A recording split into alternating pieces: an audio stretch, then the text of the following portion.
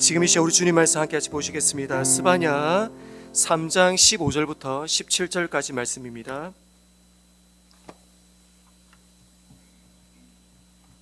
스바냐 3장 15절부터 17절까지 말씀입니다. 15절부터 17절까지 함께 같이 읽을게요. 시작.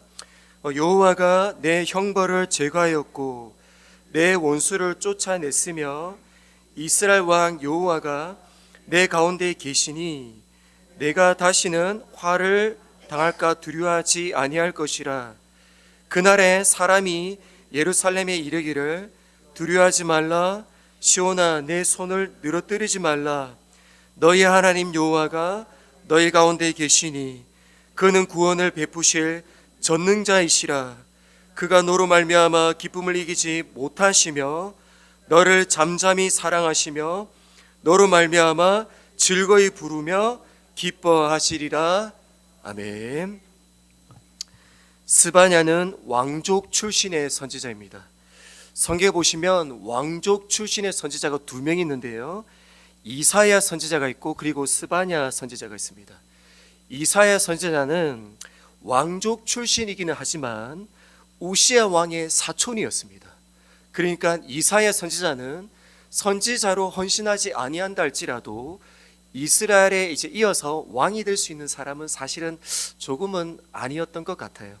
그런데 스바냐는 오늘 1장 1절에 보시면 히스기야의 현손으로 나와 있습니다. 그 유명했던 히스기야 왕의 현손이니까 손자의 손자인 것이죠.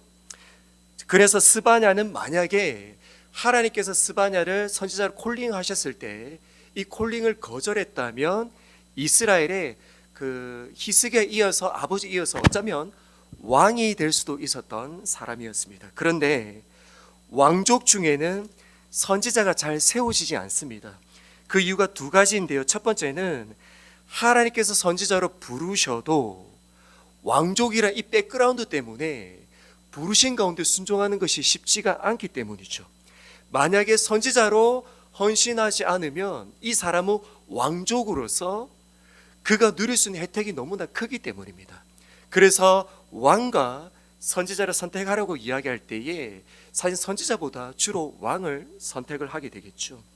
두 번째 이유는 선지자의 사명은 주로 왕과 왕족들을 목표로 합니다. 맞죠?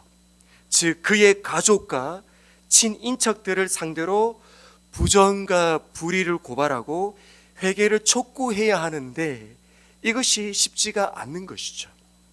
그럼에도 불구하고 스바냐가 선지자 부르심에 순종했다는 말은 그의 믿음이 온전하게 하나님을 향하고 있었다는 것을 증명해 주고 있는 것입니다. 스바냐서는 총 3장인데요, 이 스바냐의 시작은 여호와의 날로 시작합니다. 이 여호와의 날을 다른 말로 이야기하면 심판의 날입니다. 심판의 날. 이 내용이 1장과 2장에 나와 있어요. 그런데 스바냐 선지자의 이름의 뜻이 무엇이냐면 숨기시는 하나님이라는 뜻입니다. 심판의 날, 여호와의 날 가운데 하나님께서 그분의 백성을 숨기시겠다는 하나님의 마음을 스바냐 선지자의 이름에 새겨두신 것이죠. 그리고 하나님은 숨기시는 그들을 3장에서 이스라엘의 남은 자로 그렇게 표현하셨습니다. 모든 사람을 다 숨겨주시는 것이 아니라 이스라엘 가운데 믿음으로 남은 그 일부의 사람들에게 구원의 은혜를 베푸시겠다라고 그렇게 하나님께서 말씀하시는 것입니다. 그러니까 스바냐의 주제는 여호와의 날, 여호와의 심판, 그리고 남은 자의 회복, 이 세 가지인데 특별히 3장에서 이야기하고 있는 남은 자의 회복이 스바냐의 핵심 키워드입니다. 그러면 먼저 하나님은 왜 유다를 심판하셨는가? 그 이유를 먼저 우리가 알아야 합니다. 심판의 이유가 3장 1절과 2절에 나오는데요, 1절 2절 말씀을 우리 함께 같이 읽어볼게요. 시작. 폐역하고 더러운 곳 포악한 그 성읍이 화 있을진저 그가 명령을 듣지 아니하며 교훈을 받지 아니하며 여호와를 의뢰하지 아니하며 자기 하나님에게 가까이 나아가지 아니하였도다.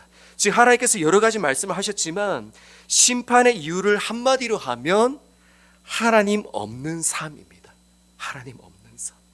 하나님께 가까이 나아가지 않는 삶. 하나님으로부터 숨어버린 그 삶을 이야기하는 것이죠. 그래서 아담과 하와 앞에 우리 하나님께서 선악과를 주시잖아요. 선악과를 먹으면 반드시 죽는다라고 하나님께서 말씀하셨습니다. 그리고 히브리어로 보면 먹는 그날 죽는다라고 그렇게 쓰여져 있습니다. 그런데 아담과 하와가 선악과를 먹죠. 그리고 나서 아담과 하와가 선악과를 먹은 그날 즉시 죽었나요? 네, 죽었습니다. 아담과 하와는 선악과를 먹은 그날 즉시 바로 죽었습니다. 그 아담과 하와가 죽은 모습이 창세기 3장 10절에 이렇게 설명이 되어져 있습니다. 10절 시작. 이르되 내가 동산에서 하나님의 소리를 듣고 내가 벗었으므로 두려워하여 숨었나이다. 하나님으로부터 숨어버린 이 상태가 죽은 거예요. 우리 인생의 모든 문제는 여기에서 출발합니다. 일본 교회 역사상 가장 존경받는 우치무라 간조라는 사람이 있습니다. 이분이 아주 신실했던 신앙인인데 아버지가 사무라이예요. 아버지가 사무라 칼 차고 사람 죽이는 사람인데 그 아들로 태어났는데 예수님을 만난 거예요. 이 우치무라 간조가 신앙생활을 위해 이 두 구절만 기억한다면 어떠한 성도도 그 믿음을 잃어버리지 않는다라고 말씀하셨던 성경 두 절이 있습니다. 그 두 절이 구약에서 한 절이고 신약에서 한 절인데요. 먼저 신약에서 한 절은 로마서 3장 25절이고 구약의 한 절은 욥기 19장 25절 말씀입니다. 그 19장 25절 말씀을 같이 읽을게요. 시작. 내가 알기에는 나의 대속자가 살아계시니 마침내 그가 땅 위에 서실 것이라. 한 사람의 믿음이 무너지지 않고 마지막까지 견고하게 세워질 수 있는 방법은 나의 모든 삶 가운데 하나님의 임재의 의식이 떠나지 않는 거예요. 나의 대속자가 살아계시니 그가 이 땅 위에 서실 것이라는 이 코람데오의 이 한 절 말씀만 붙잡고 있으면 절대 그 믿음이 무너지지 않는다라고 우치무라 간조가 그렇게 설교 중에 말씀하셨던 것입니다. 지금 이 예화는 한국에서 아주 유명한 예화인데 혹시 한인교회도 아는지 잘 모르겠습니다. 이전에 한국에 고신대학교라고 있었습니다. 이 고신대학교 시험 치는 날 2학년과 3학년이 제가 기억하기로는 2학년과 3학년이 함께 같이 한 교실에서 시험을 치게 되었습니다. 신학교니까 신학생들이니까 2학년과 3학년이 함께 같이 모였고 신학교 교수님이 오셔서 시험지를 전부 다 나눠주었습니다. 그리고 하나님 앞에서 시험 쳐 이야기하고 신학교 교수님은 그냥 이제 이 교실에서 나가시고 학생들만 시험을 치는 거예요. 근데 시험을 한참 치고 있는데 갑자기 옆에서 수근수근 하는 거예요. 그래서 2학년 학생이 보니까 3학년 학생들이 시험을 컨닝하고 있는 거예요. 함께 같이. 그리고 시험을 막 컨닝하면서 막 알려주고 가르쳐주고. 그래서 2학년 학생이 어떻게 했냐면 선배니까 말은 하지 못하고 앞에 걸어가서 큰 칠판에다가 그 히브리어 글을 쓴 거예요. 코람데오. 코람데오가 하나님 앞에서라는 뜻이잖아요. 학생이 쓴 거예요. 그리고 앉았는데 3학년 학생이 시험 컨닝하다가 이 코람데오를 보고 앞에 나가서 지우개를 다 지웠어요.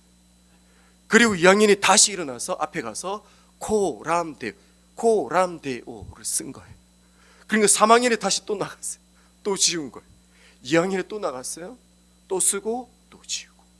이 사건이 한국에서 굉장히 큰 이슈가 되어졌습니다. 그러면 2학년은 왜 컨닝을 안 했고 3학년은 왜 컨닝했을까요? 2학년은 코람데오가 있었습니다. 교수님은 없지만 보는 사람은 없지만 하나님 앞에서 하나님이 나를 지켜보고 있다고 생각하기 때문에 2학년 학생 코람데오 때문에 컨닝하지 않았던 것이죠. 3학년은요 교수님 없는 거예요. 오케이, 기회는 왔다. 아무도 안 본다. 우리 한번 베껴보자 라고 생각하고 그들은 그렇게 베꼈던 것입니다. 코람데오가 이 모든 것을 결정했던 것입니다. 그래서 역대상 10장 11절 말씀에 보면 사울 왕의 일생을 한 절로 요약을 하고 그리고 왜 하나님께서 사울을 죽이셨는지 그 이유가 이렇게 나와져 있습니다. 11절 시작. 잠깐만 죄송합니다. 11절 시작. 여호와께 묻지 아니하였으므로 여호와께서 그를 죽이시고 그 나라를 이새의 아들 다윗에게 넘겨주셨다. 사울 왕이 왜 죽었다고요? 여호와께 묻지 아니해요. 기도 안 해서 죽었다는 말이 아닙니다. 사울 왕이 이스라엘의 첫 번째 왕이거든요. 그는 왕이 되기 전 성령으로 충만했죠. 아시죠? 예언을 했다고 성경에 나와 있습니다. 그리고 아주 겸손한 자였다고 성경은 소개합니다. 그런 그가 왕이 되었어요. 그리고 무려 40년을 통치합니다. 40년을 통치하던 그 사울 왕이 왕 2년 차, 불과 2년 만에 그의 삶이 무엇이 나타났냐면 여호와께 묻지 아니하였으므로, 즉 여호와께 찾아가지 않는 거예요. 하나님께로, 그분께로 나아가지 않는 거예요.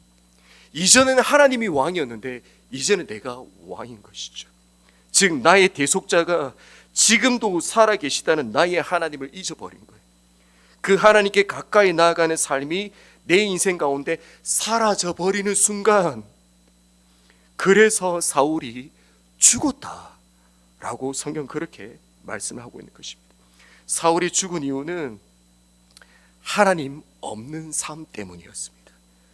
50년을 믿었다 할지라도, 성경을 50번을 읽었다 할지라도, 심지어 그 사람이 목사, 장로, 권사의 직분을 소유했다 할지라도 내 삶이 하나님께 묻지 않는 삶, 내 삶이 하나님께로 가까이 나아가지 않는 삶, 아담과 하와처럼 하나님께로부터 숨어버린 삶이라면 그 영혼은 결단코 안전하지 않다라고 성경은 말씀하고 있는 것입니다. 이스라엘 백성이 하나님의 선민이잖아요. 하나님의 언약이 이스라엘 백성들에게만 주어졌거든요. 심지어 이스라엘 백성은 아시죠? 태어나자마자 그들은 구약성경 전체를 암송합니다. 그래서 성경에서 아이가 젖된 때라고 나오잖아요. 젖될 때. 이 젖될 때가 몇 살인 줄 아십니까? 6세에서 7세 사이입니다. 엄마가 이 아이를 젖에 품고 6세부터 7세까지 계속해서 말씀을 암송시키는 거예요. 그렇게 구약 전체를 암송했다 할지라도 그들의 영혼이 하나님의 심판대 앞에 서 있는 것처럼 오늘 3장에서 우리 동안 일주일에 1시간 하나님의 딸랑 예배하고 그 후에 삶 속에 하나님께 가까이 나아감이 없다면, 내 삶에 나의 대속자가 살아계시지 않는다면 우리의 영혼은 결단코 안전하지 않다. 어차 한 번 더 나아가서 우리 또 하나님의 심판대 앞에 서 있는 것일 수 있다라고 말씀하고 있는 것입니다. 이스라엘이 지금 이러했다라고 지금 스바냐가 선포하고 있는 것입니다. 이들을 향한 하나님의 진노가 얼마나 컸냐면 1장 1절에서 스바냐가 누구인지 설명했잖아요. 그리고 하나님이 바로 1장 2절에서 이렇게 말씀하십니다. 2절에 보시면 여호와께서 이르시되 내가 땅 위의 모든 것들을 진멸하리라. 시작이 진멸이에요. 그리고 이 분노가 어디까지 이어지냐면 3장 8절까지 한 번도 쉬지 아니하고 끊임없이 막 몰아칩니다. 8절에 내가 뜻을 정하고 나의 분노와 모든 진노를 쏟으려고 여러 나라를 소집하며 왕국들을 모으리라. 온 땅이 나의 질투의 불에 소멸되리라. 진멸로 시작해서 소멸로 마칩니다. 하나님은 하나님을 떠나버린 삶에 대해서 이토록 진노하시고 아파하신다라고 스바냐를 통해서 우리들에게 말씀하고 있는 것입니다. 그런데 9절부터 갑자기 반전이 일어나요. 8절까지 하나님의 심판을 그렇게 막 몰아치시다가 9절부터 내용이 완전히 바뀝니다. 9절에 보시면 우리 함께 같이 읽을까요? 9절 시작. 그때에 내가 여러 백성의 입술을 깨끗하게 하여 그들이 다 여호와의 이름을 부르며 한 가지로 나를 섬기게 하리니. 우리는 성경이 그래도 장가절이 나눠져 있잖아요. 1장, 2장, 3장 몇 절. 그때 성경 원어 성경에 있는 히브리어에는 장가절이 나눠져 있지 않습니다. 그러니까 시작부터 마지막까지 그냥 글이 쭉 이어져 쓰여져 있는 거예요. 글을 쭉 읽는데 쭉 이어져 오다가 그런데 갑자기 8절과 9절이 내용이 너무나 급변하는 거예요. 그래서 어느 신학자는 이 8절과 9절 사이에 스토리가 빠졌다. 하나님 말씀 지금 사라졌다라고 의심할 정도로 8절과 9절이 급변하게 바뀝니다. 그래서 신학자들이 8절과 9절 해석을 가장 어려워한다고 해요. 8절과 9절의 갭이 너무나 크니까 해석을 하려고 해도 해석이 안 되는 거예요. 그런데 9절부터 시작해서 3장 마지막 절 20절까지 이 갭을 맞고는 한 가지 표현이 계속적으로 등장합니다. 9절을 시작으로 마지막 20절까지 어떤 한 단어가 끊임없이 반복적으로 일어나고 있는 것이죠. 9절부터 20절까지 한번 보시면 그 다음 페이지요. 자, 9절은 먼저예요. 그때에 내가 여러 백성의 입술을, 11절에 그날에 내가 내게, 중간에 그때에 내가 내 가운데서, 16절에 그날에 사람이 예루살렘에, 19절에 그때에 내가 너를, 20절에 내가 그때에 너희를, 또 뒤에 그때에 너희를. 하나님의 시선이 왜 이토록 급격하게 바뀌었냐면 그때 때문입니다. 그때. 이때가 언제일까요? 이때 때문에 하나님이 이스라엘을 보는 시선이, 하나님의 주의 백성을 보는 시선이 완전히 바뀌어 버렸는데 그때가 언제일까요? 9절을 우리 한 번만 더 볼게요. 9절 말씀요. 9절을 천천히 읽으시면 우리 성도님들 전부 다 쉽게 알 수 있습니다. 자, 보세요. 9절 보세요. 그때에 내가 여러 백성의 입술을, 여기서 입술이 히브리어로 언어입니다. 자, 보세요. 그때 내가 여러 백성의 입술을 깨끗하게 하여 그들이 다 여호와의 이름을 부르며 한 가지로 나를 섬기게 하리니. 모든 민족이 함께같이 모여 한 가지 언어로 하나님을 예배하는 순간, 이때가 언제일까요? 그렇죠. 오순절 성령 사건입니다. 예수 그리스도의 십자가 사건 이후 오순절 성령 사건이. 그래서 9절부터 마지막 20절까지는 예수 그리스도의 십자가 사건을 빼고 읽으시면 8절과 9절의 개 때문에 성경을 이해를 할 수가 없습니다. 오히려 하나님을 마치 변덕쟁이처럼 하나님이 그렇게 보일 뿐이에요. 그러나 9절부터 20절까지 예수 그리스도의 십자가를 가지고 읽으면 모든 구절들 전부 다 해석이 되어집니다. 특별히 스바냐 3장 17절은 우리가 가장 사랑하는 성경 구절이잖아요. 이 구절을 예수 그리스도의 십자가를 빼고 읽으시면 안 돼요. 왜냐하면 하나님은 나를 그렇게 평가하지 않으시기 때문입니다. 하나님이 나에 대한 평가가 뭐였죠? 아까 전에 1장 1절부터 3장 8절까지 진멸이고 소멸이었잖아요. 나를 향한 하나님의 평가는 진멸이고 소멸이었단 말이에요. 그 하나님께서 왜 갑자기 나를 향해 이렇게 사랑 고백하시고 사랑 노래를 하시나요? 예수 그리스도의 십자가를 통해서 나를 보시기 때문입니다. 십자가 때문에 나를 이렇게 노래하시는 것이죠. 그래서 예수 그리스도의 십자가를 가지고 우리 3장 17절 말씀 함께 같이 읽어볼게요. 시작. 너의 하나님 여호와가 너희 가운데에 계시니 그는 구원을 베푸실 전능자이시라. 그가 너로 말미암아 기쁨을 이기지 못하시며 너를 잠잠히 사랑하시며 너로 말미암아 즐거이 부르며 기뻐하시리라 하리라. 이 고백은 원래 하나님께서 그분의 아들 예수를 향한 사랑 고백입니다. 그런데 이제는 십자가 안으로 들어온 우리들을 향해 예수 그리스도의 십자가를 통과한 그 하나님의 시선으로 우리들을 향해서 하나님께서 이렇게 사랑을 고백을 하고 있는 것입니다. 그래서 스바냐 3장 17절의 짝이 요한복음 1장 4절 말씀입니다. 1장 4절 시작. 말씀이 육신이 되어 우리 가운데 거하심에 우리가 그의 영광을 보니 아버지의 독생자의 영광이여 은혜와 진리가 충만하더라. 스바냐 3장 17절에서 너의 하나님 여호와가 너의 가운데 계시니 말씀하셨잖아요. 요한복음 1장 4절에서 말씀이 육신이 되어 우리 가운데 거하시는 거예요. 그래서 이 둘이가 함께 짝입니다. 여기서 우리 가운데 거하심에가 히브리어도 그렇고 영어 성경도 똑같이 번역했습니다. 장막을 치다 이렇게 번역했어요. 장막을 치다. 이스라엘 백성이 출애굽을 해요. 이스라엘 백성이 출애굽을 하고 약속의 땅 천국까지 가는 그 땅 가운데, 그 시간 가운데 하나님께서 이스라엘 백성들 한 중간 가운데 장막을 치시죠. 맞죠? 한 중간에. 이 장막의 이름이 뭐죠? 성막, 성소, 지성소. 예수 그리스도의 십자가 사건 이후에 예수의 영이신 성령님이 내 안에 오셔서 내 안에 지성소로 함께 같이 거하시는 것이죠. 그런데 제가 소도에서 스바냐 핵심은 아까 전에 스바냐 주제가 세 가지잖아요.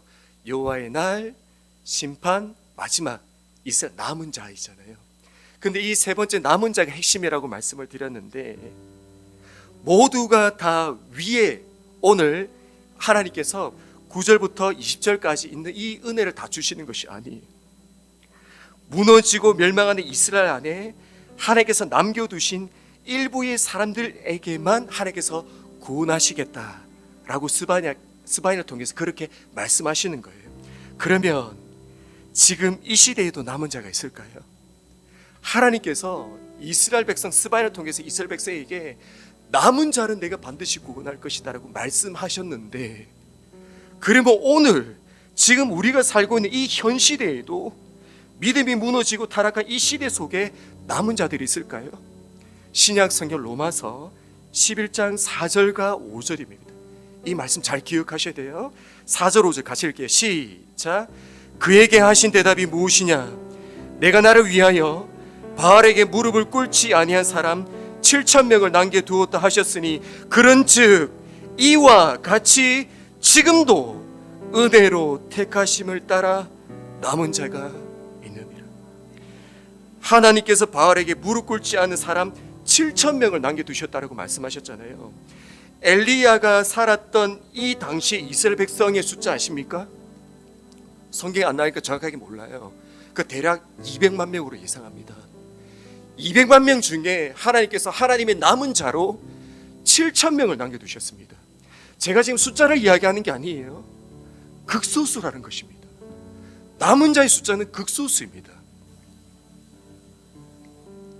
신약 성경 로마서에는 지금 이 시대에도 남은 자가 있다라고 말씀하세요. 지금 이 시대의 숫자가 몇 명인 줄 아십니까? 78억 명입니다.